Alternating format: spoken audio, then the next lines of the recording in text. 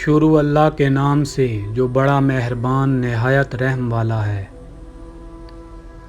حضرت حسن بن علی رضی اللہ تعالی عنہ بیان کرتے ہیں، رسول پاک صلی اللہ علیہ وآلہ وسلم نے مجھے کچھ ایسے کلمات سکھائے جن کو میں قنوت وتر میں پڑھتا ہوں۔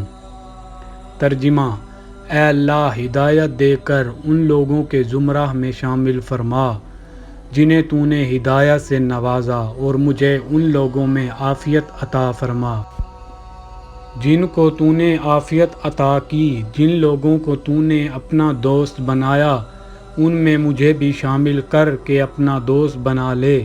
جو کچھ تو نے مجھے عطا فرمایا اس میں میرے لیے برکت ڈال دے۔ جس شر کا تو نے فیصلہ فرمایا ہے اس سے مجھے بچا لے، بے شک تو ہی ہمارا فیصلہ فرماتا ہے۔ اور جس کا تو والی و سرپرست بنا وہ کبھی رسوا نہیں ہو سکتا۔ ہمارے رب تو ہی بڑا برکت والا اور بلند و بالا ہے۔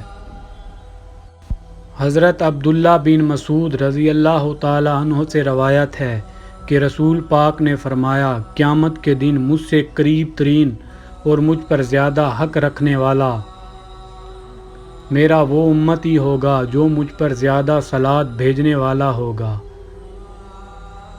تشریح: مطلب یہ ہے کہ ایمان اور ایمان والی زندگی کی بنیادی شرط کے ساتھ میرا جو امتی مجھ پر زیادہ سے زیادہ صلوات و سلام بھیجے گا اس کو قیامت میں میرا خصوصی قرب اور خالص تعلق حاصل ہوگا۔